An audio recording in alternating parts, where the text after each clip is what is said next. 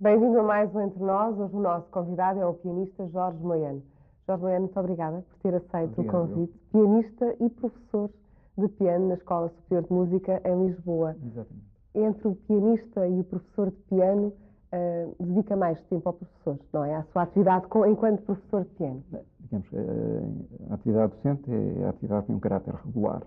Eu tenho o meu horário, portanto, todas as semanas tenho que cumprir essas funções e gosto de o fazer. Falo com gosto. Falo, sim, sem dúvida. Depois, também exatamente com o mesmo caráter regular, é a parte que diz respeito ao meu estudo. Enfim, Que também piano, é diário. Obviamente, tem mesmo que ser. Obviamente é diário. Claro, tem que ser. E é uma coisa que me dá imenso gosto, é começar a estudar às 8 da manhã e fazer assim uma manhã seguida. Isso é uma coisa que eu gosto muito de fazer. E depois completar o dia com uma tarde de ensino? Por acaso eu tenho, assim? tenho normalmente uma tarde e 2 manhãs por semana. Essas 2 manhãs, obviamente, nessas não posso estudar. Compenso depois da parte da tarde, mas para além da atividade docente, realmente uma boa parte do meu tempo passa-se ao piano a estudar. Haja concertos ou não haja concertos. Exatamente, porque mantém também com regularidade a sua atividade enquanto concertista. Sim, com alguma regularidade, tanto quanto é possível fazê-lo também neste país e também, tanto quanto eu gosto de fazer, também não gostaria de ter uma atividade extremamente intensa, senão não sobra tempo para mais nada, não é? Nomeadamente para estudar, como disse ainda há pouco. Sim, para estudar gosto, certamente. Agora, é fundamental mantermos essa regularidade no trabalho. Normalmente as pessoas compreendem bem que o futebolista, o atleta, etc., tenha que diariamente ter a sua atividade física para se manter em forma. Connosco passa-se um pouco a mesma coisa também. Por um lado, passa também pelo aspecto físico. Passa também pelo aspecto físico, claro que mãos, não só, a destreza nas mas mãos. isso temos que manter, porque de outra forma seria depois impossível estarmos aptos a executar as obras que nos propomos trabalhar. É uma destreza física, portanto, que passa pelas mãos, e também mental e intelectual. Sim, o trabalho mental. Tem que decorar, obviamente, todas essas peças. Sim, enfim, isso não é. Eu realmente faço os recitais a solo, ou programas com orquestra, ou concertos com orquestra, faço de facto de cor. Quando se trata de música de câmara, isso normalmente é com a partitura. Não quer dizer que seja obrigatório fazer de cor, mas uma vez que o faço, há esse trabalho de memorização. De qualquer forma, a parte mental do trabalho não tem só a ver com a memorização, quer dizer, há toda uma parte de abordagem da obra, de conhecimento do compositor, da gênese da própria obra, o que é que esteve por trás, o que é que o compositor quis, que estado de espírito estava ele por que estado de espírito estava ele a passar no momento em que compôs a obra. Tudo isso é importante nós sabermos e temos que fazer também as nossas pesquisas e as nossas leituras. E depois a análise da obra. Portanto, há muita coisa que é preciso ser feita para além do tempo em que estamos ao instrumento e depois o trabalho sobre o instrumento. É para concretizar as ideias que, entretanto, fomos fazendo acerca da obra. E essa é a parte fascinante do estudo de um instrumento, penso eu. Tudo começa com o conhecimento do compositor, depois da obra, as circunstâncias em que ela foi pensada e elaborada. Tudo começa exatamente aí? Ou primeiro gosta de confrontar-se com a obra? Sim, depende. Repare, muitas vezes há obras que nós... Não fica condicionado na interpretação que depois faz da própria obra? Quando toma conhecimento aprofundado, em que circunstâncias ela foi feita? Repare, isso, claro que condiciona, mas neste caso eu creio que o facto de condicionar é positivo. Porque nós precisamos também de ter referências. Repare que, claro que há situações diferentes, porque se eu vou trabalhar uma obra que pode ser nova para mim do ponto de vista de trabalho, mas posso conhecê-la porque já a ouvi muitas vezes. Portanto, aí não há esse aspecto de novidade que se coloca quando nos aparece uma partitura que nunca ouvimos e que é completamente nova. E aí poderá haver, de facto, uma primeira abordagem só entre nós e a partitura, o que é que está aqui, o que é que eu vou querer fazer com isto, mas depois o outro conhecimento... E essa margem existe, de facto. O que é que eu vou querer fazer com isto? Até que ponto é que consegue interpretar, consegue certamente interpretar fielmente aquilo que lá está, mas depois adaptar ao seu registro, como é que é? Tem muita margem para isso ou não? Eu falo por mim, obviamente, mas que não tenho um ouvido treinado para isso, para identificar diferentes interpretações de uma mesma obra, que margem de trabalho é que tem? É grande? É razoável. Depende um pouco dos próprios períodos da história da música em que estamos a falar. Há épocas que certamente dão mais margem de liberdade ao intérprete do que outras. Quer dizer, o período romântico, em princípio, obras desse período permitem ao intérprete, se calhar, margens de liberdade diferentes relativamente. Vamos pensar, por exemplo, se calhar em relação a um Bach, ou pelo menos num Bach a margem de liberdade que põe-se, mas noutros moldes. Portanto, esse aspecto do que é que cabe fazer ao intérprete é extremamente interessante, porque realmente o nosso ponto de partida é sempre o mesmo. Ou, enfim, é quase o mesmo, porque, que é a partitura, é aquilo que temos à frente. Quando digo quase o mesmo, porque nem sempre nós temos a certeza, aí entrarmos por outro campo, que é o campo das edições. Em relação à mesma obra, nós podemos pôr duas partituras com edições diferentes lado a lado e chegar à conclusão que às vezes há diferenças grandes. E, portanto, aí teremos logo começar por ver qual será a mais fiável, qual é que nos realmente merece, de facto, mais confiança ou não. Mas partindo do princípio que não é esse o problema, é que temos aquela partitura que é absolutamente fidedigna, o que é facto é que a notação musical, por muito que tenha evoluído, tem sempre limitações. Ou seja, há coisas que o compositor, obviamente, não pode. É absolutamente impossível exprimir determinados aspectos que ele quereria que fossem executados com base em sinais, porque no fundo estamos a falar de um código, que depois a função do intérprete é essa, é passar de um código que a maior parte do público não conhecerá e torná-lo compreensível, que são as notas, que são os valores que essas notas têm, que são uma série de indicações de dinâmica, se é mais forte, mais piano, a duração também. As durações, os tempos, são tempos mais rápidos, mais lentos, mas, quer dizer, uma boa parte... Este código não dá para exprimir tudo? Não dá, felizmente que não dá, porque senão já viu que se desse, bastava que alguém gravasse uma obra, estava gravada, não havia hipótese de que outra pessoa pudesse fazer diferente. Porque mesmo certas indicações têm sempre um caráter muito relativo, quer dizer, quando aparece numa partitura, por exemplo, uma indicação andante, que dá a ideia de tempo. Andante, enfim, por aí nós percebemos que tem a ver com o nosso passo, com a forma como nós andamos, com a nossa pulsação normal. Agora, repare, mesmo, quer dizer, entre duas pessoas diferentes, o seu passo provavelmente a andar é diferente do meu. Portanto, o conceito de andante aí já começa por ser diferente. E depois mesmo a própria pessoa, repare que nós ao longo da vida, as nossas pulsações vão baixando, quer dizer, nós temos, não sei quanto, mas vamos supor que mais novos se calhar andamos pelos 80 ou 90 e depois temos um bocadinho. Portanto, mesmo esse conceito de tempo é profundamente variável.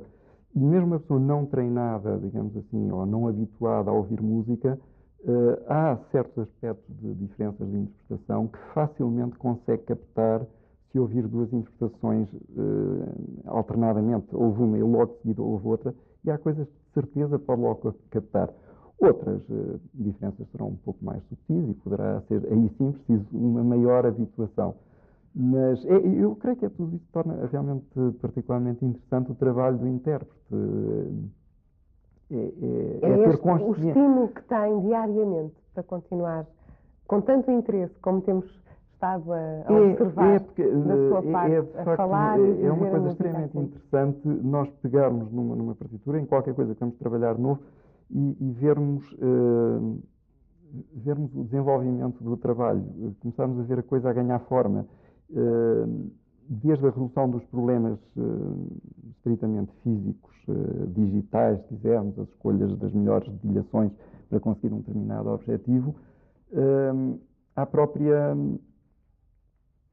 à própria ideia musical, à própria concepção da obra, que aí voltamos àquilo que há bocado dizíamos, que é completamente diferente a nossa abordagem se temos um conhecimento profundo do compositor do resto, ou uma boa parte do resto da obra que ele tenha escrito. Quer dizer, é totalmente diferente nós imaginarmos abordar uma sonata de Mozart, por exemplo, a piano solo, se a única coisa que conhecemos de Mozart são sonatas para piano, ou se conhecemos as sinfonias, óperas, música de câmara, quer dizer, porque aí temos um outro enquadramento em relação ao estilo do compositor, que obviamente nos vai também influenciar depois naquilo que especificamente buscar, que é aquela sonata para piano.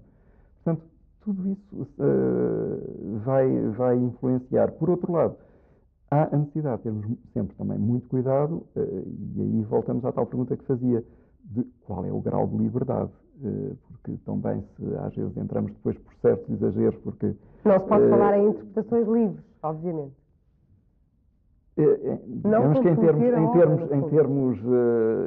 termos de direito, chamemos uma liberdade condicionada, não é?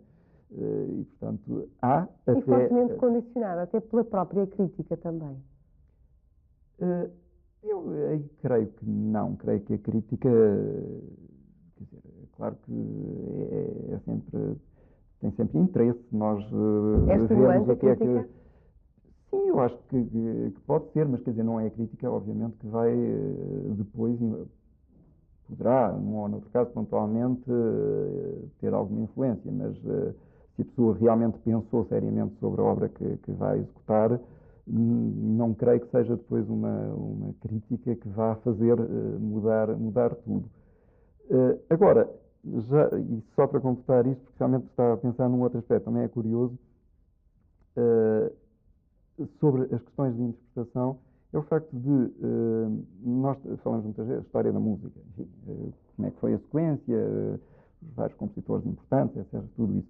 Mas também há uma história de interpretação, quer dizer, nós se ouvimos gravações dos nossos dias, ou gravações feitas nos anos 50, ou gravações que hoje nos chegam, curiosamente, ainda coisas, princípios, quando falamos 50, obviamente, século XX, do século passado, que é assim um conceito que eu ainda não interiorizei completamente.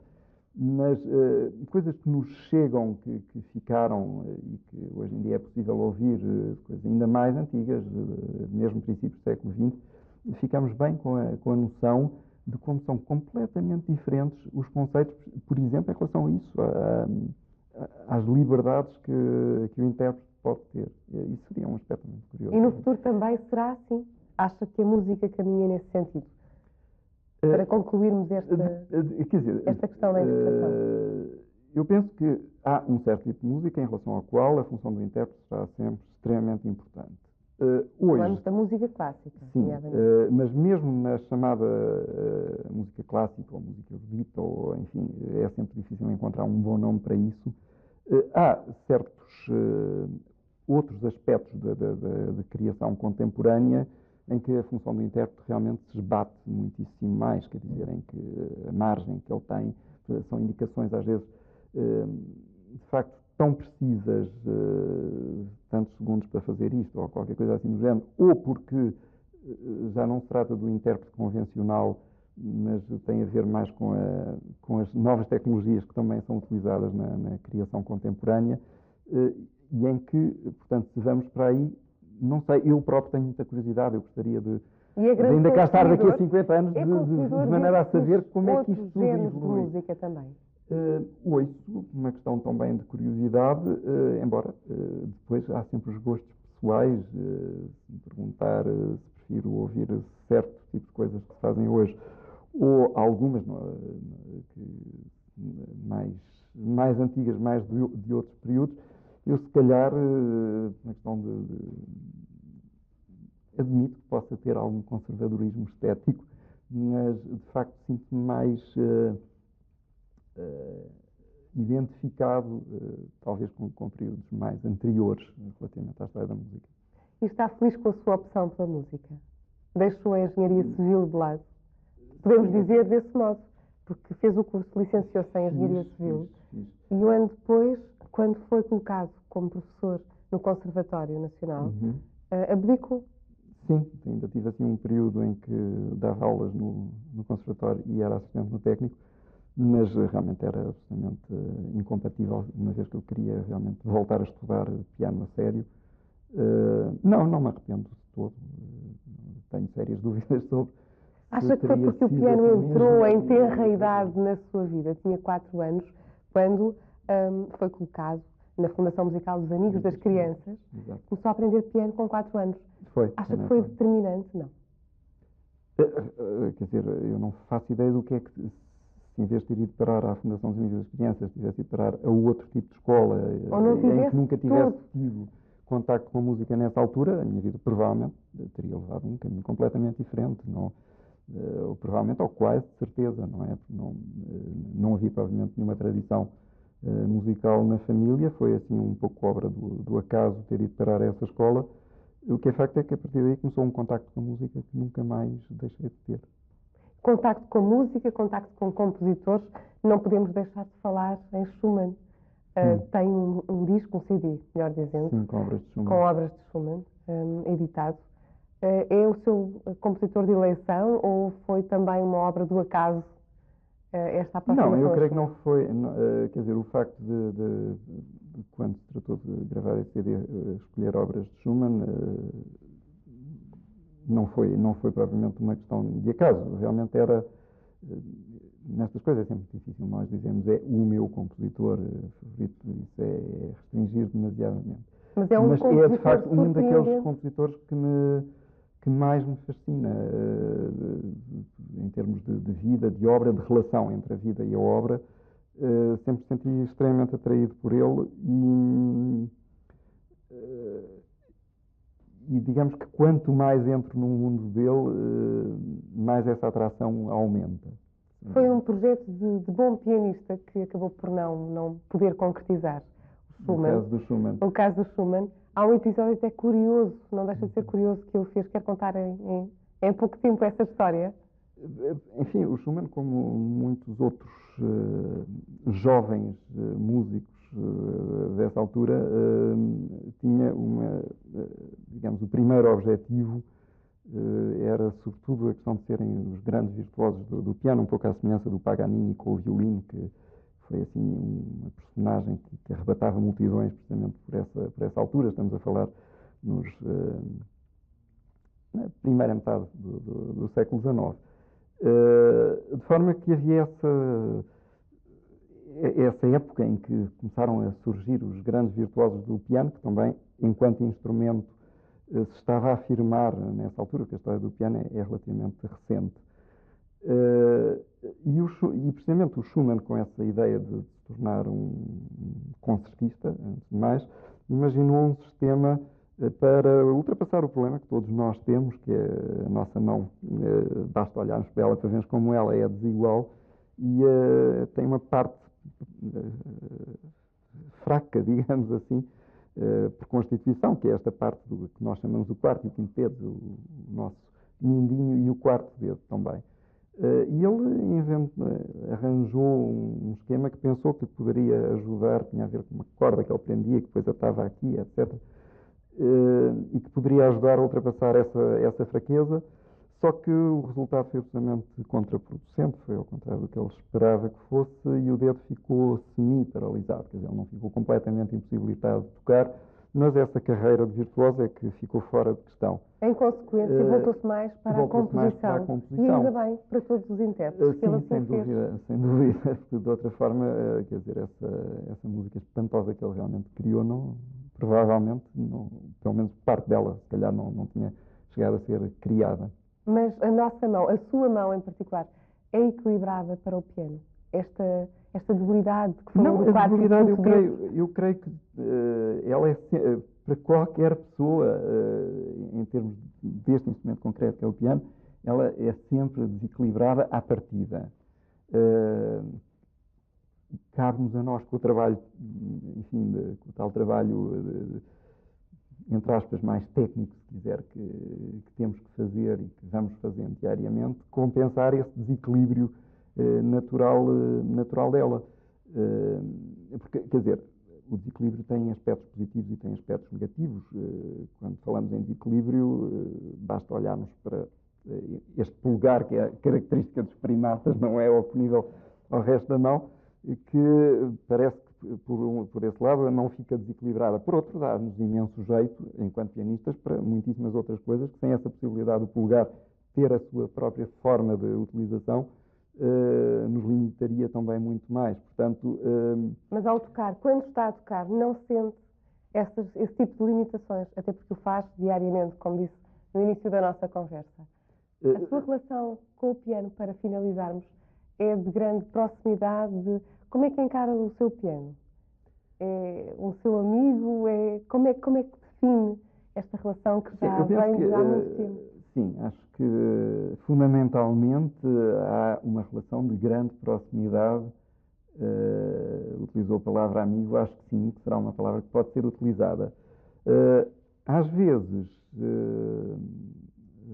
a sensação é um pouco quase que a contrária, porque quando certas coisas que nós pretendemos fazer começam a tornar-se demasiado difíceis ou não chegarmos àquilo que realmente queremos, nem sempre, por momentos, a relação passa a ser um bocadinho ao contrário. Mas, como em tudo, depois acaba por se dar a volta e por regressarmos ao ponto de partida. Nesse aspecto, o repertório de piano tem a particularidade de ser tão extenso que há sempre qualquer coisa que ainda podemos, mais uma coisa que podemos fazer, que está dentro das nossas possibilidades e que nos vai dar imenso Jorge prazer Moiano, fazer. com muita pena não podemos continuar a nossa conversa. Obrigada por ter aceito o convite. Muito obrigada. Obrigado. Chega assim ao fim mais um programa Entre Nós, hoje com a presença do pianista Jorge Moiano. Se nos quiser enviar mensagens, pode fazê-lo através do e-mail entrenos@univ-ab.pt. A equipa do Entre Nós despede-se e conta consigo no próximo programa. Obrigada.